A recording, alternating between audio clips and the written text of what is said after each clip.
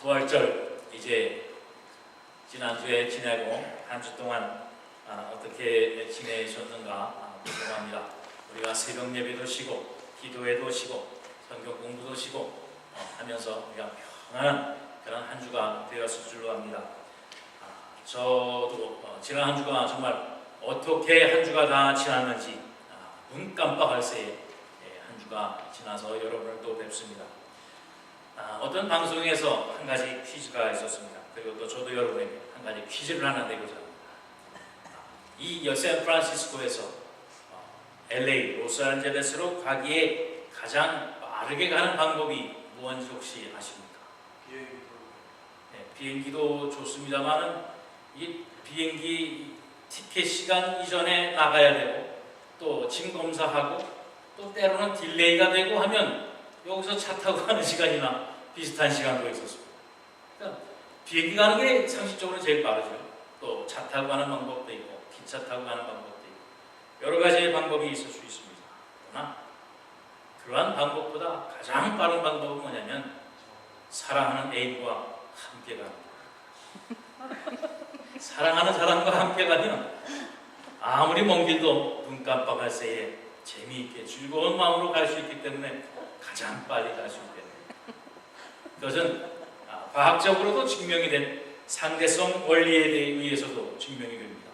상대성 원리에 의하면 공간이 시간을 지배한다는 거예요. 그러니까 사랑하는 사람과 함께 있으면 10년도 1년도 같고 눈 깜짝할 새에 지난 것 같다라고 하는 바로 그 말씀입니다. 그런데 그 사랑이라는 게 문제입니다.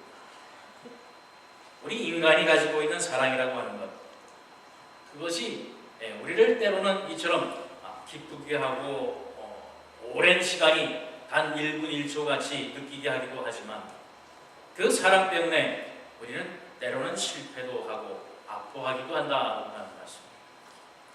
요즘 참 사회적인 아니라 전 세계적인 문제 중에 하나가 결혼 정년기가 점점점 늦어지고 있다라고 하는 겁니다. 그러다 보니까 출산율도 점점점 낮아지고 특히 우리 대한민국, 한국이라고 하는 나라가 이제 출산율을 걱정해야 되고 하는 그러한 때가 됐다라고 하는 겁니다. 그런데 그렇게 되어지는 원인 중에 하나가 뭐냐면 세상이 그만큼 많은 일로 복잡해지고 많은 것을 생각해야 되고 많은 것을 경험해야 된다라고 하는 거지. 그러다 보니까 결혼을 빨리 하는 것이 어찌 보면 손해가 되는 것 같고 또 어떤 사람들 얘기로는 인생을 충분히 즐기다가 그 다음에 결혼을 해라. 젊어서 인생을 즐겨야지 결혼하고 나면 인생을 즐길 만한 그런 시간이 없다. 그래서 제일 좋은 결혼의 나이가 언제냐면 40에 결혼하는 거예요. 40에 결혼하면 30대 혈기왕성할 때 인생을 마음껏 즐기다가 이제 점점 노쇠할 때 돼서 결혼하려는 거지. 이게 다 자기밖에 생각하지 않고 자기의 후손, 이 세상의 미래를 생각하지 아니하고 자기만 잘 살면 되고 자기만 즐거우면 되는 그러한 인생관이 그처럼 세상에 우리 미래의 어두운 그림자를 드리고 있다라고 하는. 그리고 또 한 가지 참 잘못되어져서 쇠뇌되어지고 자주 듣고 말하는 내용 중에 하나가 뭐냐면 한눈에 확 들어와야 된대요. 한눈에 뿅 가는 사람을 만나야 그게 자기의 진정한 이상형을 만나서 결혼을 하게 된다라고 하는 거지.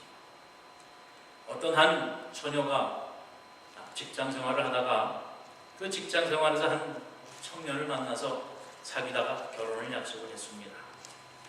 결혼한 날짜가 하루하루 다 다가오는데 모든 사람이 비슷한 경험을 합니다만 결혼 날짜가 점점 다가오면 왠지 불안하고 내가 이 결혼을 정말 잘하는 것인지 정말 내 인생이 다 맡겨도 되는 결혼인지 근심하고 고민하는 때가 옵니다.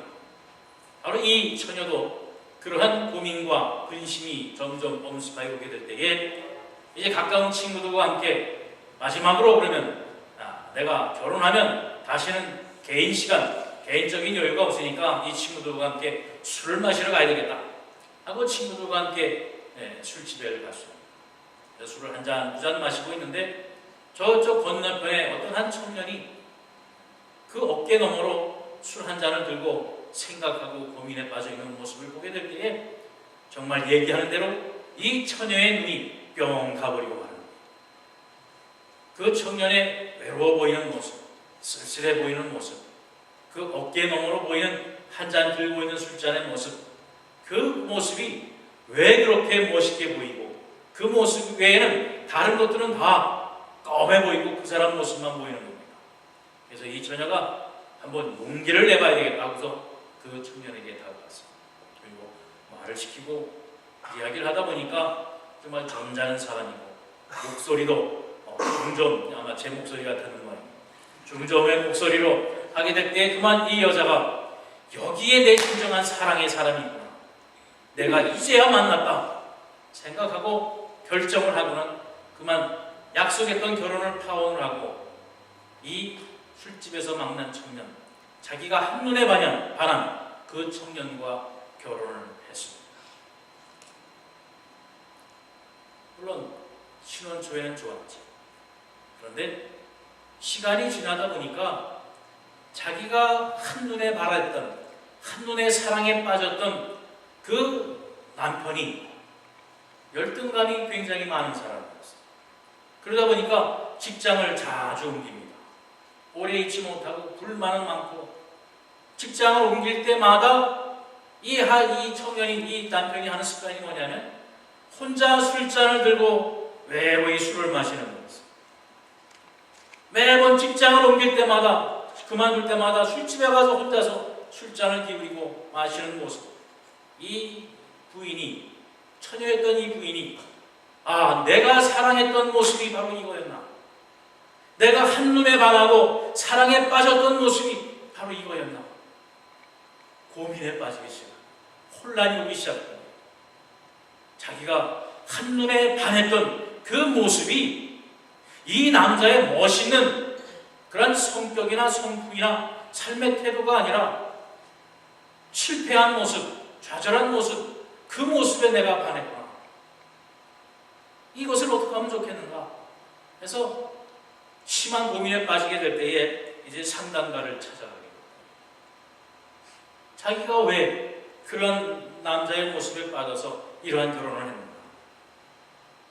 상담가하고 대화하는 가운데 이 상담가가 그 원인과 결론을 말을 해주는데, 이 여인이 반한 것은 바로 그 청년, 그 남자의 모습을 통해서 보여진 아버지의 모습에 반했다는 겁니다. 바로 이 처녀의 아버지는 외항선원이었는데 늘 한번 외항선원은 나갔다가 그 바닷가에서 한 달, 두 달을 살다가 부대끼며 살다가 집으로 돌아오면 피곤하고 힘에 쪄들어서 그저 가족과 대화를 할 시간이 없이 그저 아빠는 술 한 잔을 마시면서 의자에 앉아서 술 한 잔 마시고 그 피로를 달래고 잠을 자고, 또 그러다가 외항선원이 배를 타고 나가서 몇 개월 있다 오면 또 아버지는 지친 모습으로 술 한 잔 마시면서 있다가 잠을 자고, 그 아버지를 향해서 이 딸은 아빠와의 대화를 간절히 원했고 또 아빠의 사랑을 간절히 원하는 바로 그러한 잠재의식이 있었던 거예요.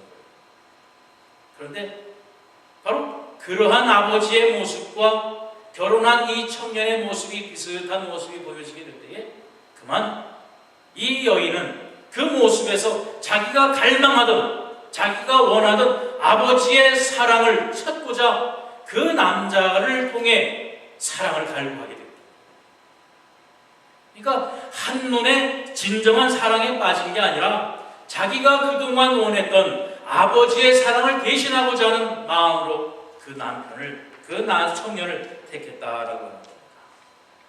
결국 그러나 현실로 돌아왔을 때에는 그 사랑이, 그 한눈에 변한 그 사랑이 진실이 아니었다라고 하는 것을 알게 됩니다. 이처럼 인간은 사랑하며 살 수밖에 없습니다. 사랑이 없으면 살 수가 없어요. 왜냐하면 하나님께서 인간을 만드신 목적이 뭐냐면 바로 하나님과 사랑을 나누기 위해서. 그렇기 때문에 사람은 사랑이 없으면, 사랑을 받지 못하면 온전한 삶을 살 수가 없게 되어져 있다라고 하는 말씀입니다. 그런데 문제는 하나님께서 사람을 창조할 때에 사람과 하나님과 나누는 그 사랑은 정말 완전하고 완벽한 사랑이었어요. 그러나 인간이 타락한 후에 그만 그 사랑이 변질이 되어지고 말았습니다. 사람이 가진, 인간이 가진 사랑은 이처럼 자기중심적인 사랑입니다. 자기가 원하는 사람, 자기가 만족해야 하는 사람, 자기가 누려야 하는 바로 그 사랑만이 진정한 사랑인 줄로 잘못 생각하고 있다. 바로 오늘 이 모습 속에 우리의 모습이 있고, 또 오늘 우리가 봉독한 이 본문 말씀 속에서의 베드로의 모습이 바로 거기에 있다라고 하는 말씀입니다. 우리가 주님을 사랑한다고 하면, 우리가 예수님을 사랑한다고 하지만 정말 어떤 사랑을 가지고 주님을 사랑하고 있는가, 또 어떤 사랑을 가지고 우리가 믿고 생활을 하고 있는가라고 하는 말씀입니다. 우리가 지난주 부활절을 지났습니다. 그런데 한 주 동안 정말 부활하신 주님의 사랑을 가지고 감격하며 기뻐하며 한 주를 지냈습니다. 아니면 부활절이라고 우리가 기뻐하고 예배를 드리고 돌아갔지만 일주일 동안 또 살다 보니까 여전히 변함없는 우리의 삶 속에서 우리가 일주일 동안 지나고 지금 여기에 앉아 있는가라고 하는 것입니다. 어떤 모습입니까? 여전히 우리는 생활에 지도를 잃고, 여전히 우리는 먹고 살아야 할 일에 바쁩니다. 부활한 주님을 만나고 부활한 주님께서 나를 위해 십자가에 죽으시고 부활해 주셨다라고 하는 영생의 기쁨을, 감격을 누리고 우리가 한 주 동안 정말 그 감격 속에서 살아왔느냐라고 하는 말씀입니다. 여러분, 오늘 본문에서 나오는 이 베드로도 우리와 마찬가지의 모습을 보이고 있습니다. 오늘 본문 1절 14절 말씀에 보면 예수님께서 세 번째 나타나셨다. 한 번 나타나시고, 두 번 나타나시고, 세 번째 나타나는 그러한 예수님, 부활하신 예수님과의 만남 속에서도 베드로는 여전히 삶의 터전을 향하는 그의 모습을 우리는 보게 되는 겁니다. 제가 지난 1월 달 셋째 주에 오늘 봉독한 본문의 윗부분 13절까지의 내용을 가지고 말씀을 우리가 드렸습니다만, 부활하신 주님을 만나고도 이 베드로와 제자들은 세상에 먹고 마시는 문제를 위해서 갈릴리 바다로 향했습니다.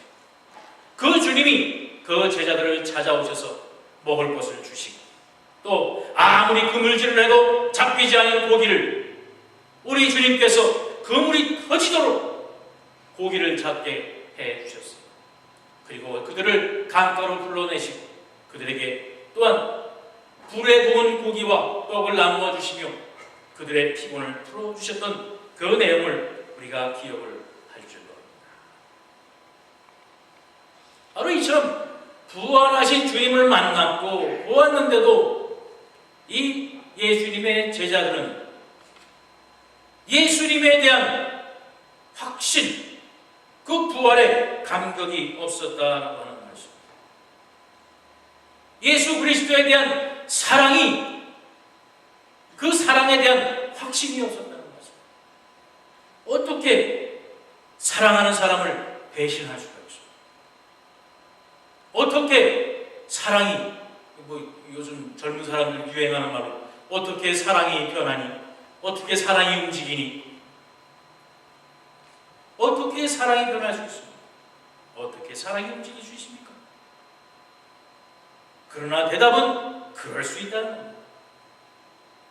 바로 우리 인간의 사랑, 사람의 사랑은 이처럼 변할 수 있고 움직일 수 있고 퇴색될 수 있다라고 하는 말씀입니다. 왜냐하면 말씀드린 대로 우리 인간들의 사랑은 자기 중심적인 사랑이 먼저이기 때문에 자기의 조건과 환경에 따라서 바로 그 사랑의 본질도 변화시키는 것이 바로 우리 인간의 사랑이라 라고 하는 말씀입니다. 베드로가 여기 이 딜레마에 빠진 겁니다. 부활하신 주님을 만났는데 그 주님께 자기의 사랑을 정말 목청껏 외쳤는데 다른 제자들이 다 도망가고 다 예수님을 배반할지라도 나는 죽어도 예수님을 배반하지 않겠다라고 예수님께 큰 소리 쳤는데 예수님께서 십자가에 돌아가시게 될 때 이 베드로는 도망을 쳤습니다. 또 예수님을 부인을 했습니다. 저주까지 했습니다. 근데 그 주님이 그냥 죽어서 안 살아나셨으면 괜찮은데 그 주님이 살아나셔서 내 눈앞에 놓으시니 이거 어쩌면 좋습니까? 내가 그 살아계실 때 큰 소리치고 사랑한다, 내가 너를 위해 죽겠다 한 그 주님을 배반했는데 그 주님이 내 눈앞에 섰다는 거예요. 여러분 같으면 어떻게 했어요? 이거 큰일 아닙니까? 아니 눈앞에 안 보이고 멀리 떨어져 있으면 아 내가 그랬지 그러고 말 텐데 본인이 눈앞에 막 나타났으니 이를 어쩌면 좋습니다. 아무리 부활하신 주님이라고 해도 자기가 지은 거지 자기의 헛공약한 것이 이것이 아직도 귀에 쟁쟁하고 자기의 마음속에 있는데 부활하신 주님을 기쁨으로 감격으로 맞이할 수가 없었다라고 하는 말씀입니다. 그런데 오늘 주님이 그 베드로의 문제를 해결해 주셨어요. 오늘 우리 봉독한 본문을 다시 한번 봅니다. 요한의 아들 시몬아 내가 이 사람들보다 나를 더 사랑하느냐 하시니 주님 그러하나이다. 내가 주님을 사랑하는 줄 주님께서 아시나이다. 이르시되 내 어린 양을 먹이라. 예수님이 베드로에게 물어보는 거예요. 네가 나를 정말 사랑하냐? 이 베드로는 이미 예수님께 고백했잖아요. 내가 주님을 사랑합니다. 그것을 주님이 아십니다. 별 면목 없지만 주님 내가 사랑하는 것만큼은 아시지 않습니까? 그러면 내 양을 줘라. 또 예수님이 묻습니다. 요한의 아들 시몬아 내가 나를 사랑하느냐 하시니 이르되 주님 그러하나이다. 내가 주님을 사랑하는 줄 주님께서 아시나이다. 이르시되 내 양을 치라. 세 번째 또 묻습니다. 요한의 아들 시몬아 내가 나를 사랑하느냐 하시니 주께서 세 번째 내가 나를 사랑하느냐 하시므로 베드로가 근심하여 이르되 주님 모든 것을 아시오매 내가 주님을 사랑하는 줄 주님께서 아시나이다. 예수께서 이르시되 내 양을 먹이라. 세 번을 물어보셨어요. 왜냐하면 세 번을 베드로는 주님을 부인을 했기 때문에 네가 나를 사랑하느냐? 사랑합니다. 그런데 그 사랑이 어떻게 했느냐? 십자가에서 도망갔습니다. 내가 나를 사랑하느냐? 사랑합니다. 그런데 그 사랑이 어땠느냐? 작은 소자 앞에서 예수님을 부인했습니다. 내가 나를 사랑하느냐? 사랑합니다. 그런데 그 사랑이 부활한 주님을 만나고도 내가 도망가느냐?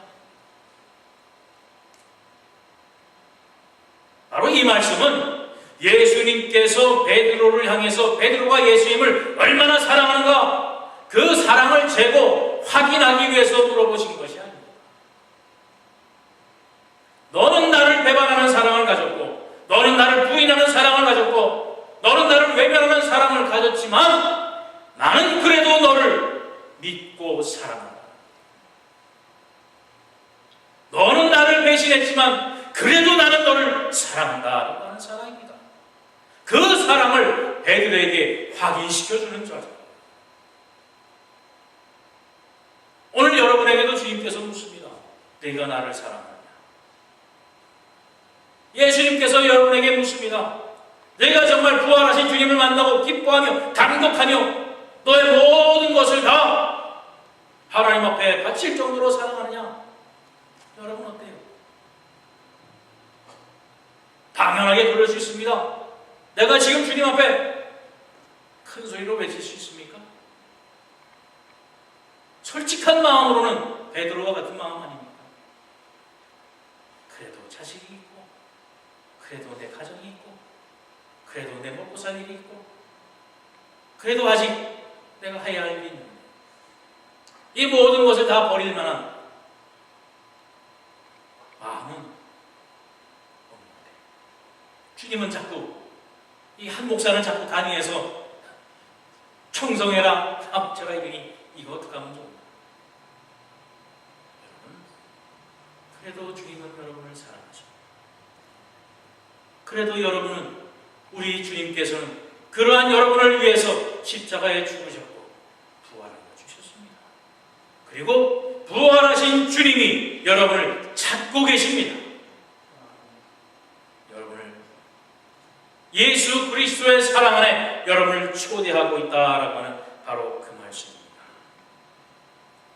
예수님이 원하는 것은 바로 우리 인간적인 그러한 조건적인 사랑, 환경과 조건에 따라서 변하는 그러한 사랑이 아닙니다. 그것을 원해서 하나님이, 우리 주님이 여러분을 사랑하는 것이 아니라 바로 여러분을 영원한 사랑으로 사랑하시기 원하는 그 사랑으로 여러분을 사랑하고 계신 거예요. 그 사랑을 여러분은 응답하시고 받아들이시기만 하면 됩니다. 그리고 내 양을 치라. 내 양을 치라. 바로 여러분이 할 일은 바로 예수 그리스도를 위해서, 그 사랑을 위해서 주님께서 맡겨주신 양, 주님께서 맡겨주신 전도의 사업에 여러분이 충성하시면 되는 것입니다. 바로 예수님의 이 사랑이 자기 중심적인 그런 베드로의 사랑을 변화시켰습니다. 내가 원하는 것, 내가 찾고자 하는 것, 내가 만족하고자 하는 그 사랑을 위해서 주님을 사랑했던 그 사랑이 이제 남을 위해서, 타인을 위해서 사는 베드로의 사랑으로 바뀌고 마는 역사가 일어났다라고 하는 말씀입니다. 다시 말씀드려서, 그동안은, 이전까지는 내가 예수님을 통해서 누릴 수 있는 그런 혜택을 때문에 주님을 사랑했지만, 부활하사 세 번째로 나타나셔서 베드로의 사랑을 확인하시고 예수 그리스도의 사랑을 확증시켜준 그 베드로는 이 이후로는 오직 주를 위해서 살아가는 그러한 참된 사랑의 소유자가 되어졌다라고 하는 바로 그 말씀입니다. 내가 만족해야만 하는 그런 사랑이 아니라, 내가 만족하지 못해도, 나는 부족해도 나를 사랑하는 하나님의 사랑, 그 사랑으로 인해서 목숨을 버릴 정도까지 주를 사랑하는 베드로가 되어졌다라고 하는 말씀입니다. 여기에 부활의 역사와 또한 하나님의 사랑이 여기에 있습니다. 오늘 여러분이 찾아야 될 사랑이 바로 이 사랑이라고 하는 것입니다. 오늘 본문 마지막 절의 말씀에도 보면, 내가 진실로 진실로 내게 이르노니 내가 젊어서는 스스로 띠띠고 원하는 곳으로 다녔거니와 늙어서는 내 팔을 벌리니 남이 내게 띠를 띠우고 원하지 아니하는 곳으로 내려갈지라. 그 이전까지는 베드로가 자기 원하는 것, 자기 마음대로 다 했습니다. 그러나 이후로는 이제 베드로는 자기의 팔을 벌린다고 그랬어요. 자기의 손으로 무엇을 잡고 무엇을 붙잡고 가는 것이 아니라, 이제 베드로는 손을 벌리고 다른 사람이 자기의 허리에 띠를 띄우고서 자기를 끌고 간다는 거예요. 자기 중심적인 삶이 아니라 이제는 타인을 위한, 주님의 사역을 위한 삶으로 이제 베드로는 변화시켜진다라고 하는 것입니다. 바로 우리의 삶이 이 베드로의 삶처럼 변합니다. 정말 이제까지는 나의 것, 나의 중심적으로 내가 원하는 것, 내 뜻대로 했지만, 이제는 나누어 주는 것, 내 뜻대로가 아니라 사랑하는 사람이 원하는 대로 해주는 것, 바로 그러한 사랑으로 여러분의 사랑의 가치관이 변해야 되고, 바로 하나님께서 주신 그 사랑으로 우리의 사랑의 관념이 바뀌어져야 된다는 것입니다. 한눈에 병 가는 사랑은 이 세상에 없다는 말씀입니다. 우리가 원하고 우리가 바라는 그러한 사랑은 이 세상에 없어요. 오직 하나님께서 우리에게 주신 사랑, 생명을 다하고 목숨을 다하며 우리에게 주신 그 사랑이 바로 우리가 누려야 될 사랑이며, 그 사랑으로 우리가 기뻐하며 감사하며 감격해야 되는 사랑이라고 하는 바로 그 말씀입니다. 우리의 하나님께서 주신 이 사랑이 얼마나 크고 놀라운 사랑입니까? 그런데 무엇이 더 부족해서 무엇을 찾고 있냐는 말씀입니다. 얼마 전에 비행기를 타고 비행기를 타고 한번 간 적이 있습니다. 근데 바로 그 옆자리에 어떤 흑인 할머니하고 그 손주가 타고 있었어요. 비행기를 타고 가면서 이 할머니가 이 비행기에 대해서 열심히 설명을 해주고, 아마 이 꼬마가 처음 탄 것 같아요. 그러니까는 그 안에 있는 뭐 책자, 뭐 안내서 같은 거 다 보여주면서 얘기해주고 그러면서 갔어요. 그러다가 이제 목적지에 도착을 해서 비행기가 땅에 닿고 이제 게이트를 향해서 쭉 가고 있었습니다. 그때는 다 시트벨트를 메고 꼼짝하지 않고 있잖아요. 그런데 이 꼬마아이가 앉아서 있다가 그 창문으로 밖으로 보이는 다른 그 공항에 있는 비행기를, 뭐 크고 작은 여러 가지 비행기를 보게 된 거예요. 그러면서 소리칩니다. 야, 비행기다. 야, 나도 저 비행기 좀 탔으면 좋겠다. 야, 비행기다. 저 할머니 저 비행기 좀 봐, 비행기 좀 봐. 그의 모습을 보고 제가 땅 하고 한 가지 생각이 있었어요.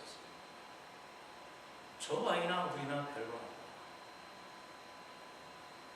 내가 비행기에 타고 있으면서도 밖에 보이는 비행기를 부러워하고 그것을 타고 싶다는 거예요.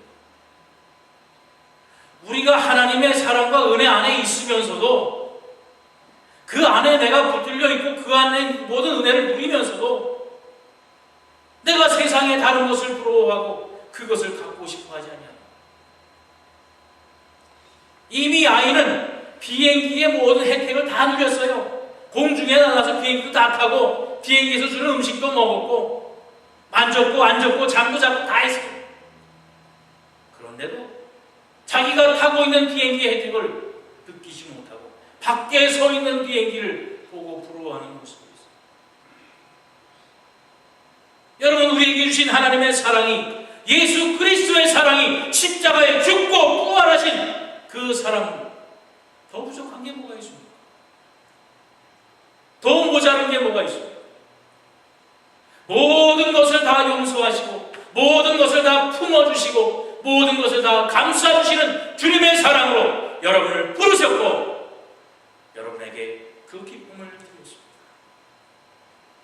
여러분 삶 속에, 믿음 속에, 신앙 속에 이 사랑을, 이 기쁨을 마음껏 누리는 여러분이 되시기를 바랍니다. 관념적인 부활이 아니라 정말 여러분의 삶 속에서, 여러분의 생활 속에서 기쁨으로 나타나는 그러한 부활의 능력의 삶을 살아드린 사람이 여러분이 되시기를 바랍니다. 오늘 주보 안에 있는 이 글을 여러분 다 읽어보셨죠? 초등학교 학생, 국민학교 학생들에게 3 더하기 7은 쉽습니다. 그런데 3 빼기 7은 이해가 안 되는 거예요. 계산이 안 됩니다. 그러나 중학교만 가면 이 문제는 해결됩니다. 마이너스 4라는 게 있다는 것을 중학교 올라가면 알게 되잖아요. 그런데 그 전에는 도대체가 이건 있을 수 없는 얘기잖아요. 3에서 어떻게 7을 뺍니까? 3개밖에 없는데 어떻게 7개를 거기서 빼서요? 여러분의 신앙이 어디에 있습니까? 우리의 믿음이 어디에 있습니까? 이 초등학교 학생처럼 3에서는 7을 도저히 뺄 수 없어요. 그러나 여러분, 부활의 신앙, 우리 주님께서 주신 이 부활의 은혜를 여러분 감격하고 체험하면 충분히 뺄 수 있습니다. 아니, 오히려 여기에 말씀 올려드린 대로 오히려 30배, 60배, 100배의 넘치는 축복이 여러분에게 함께 하실 것입니다.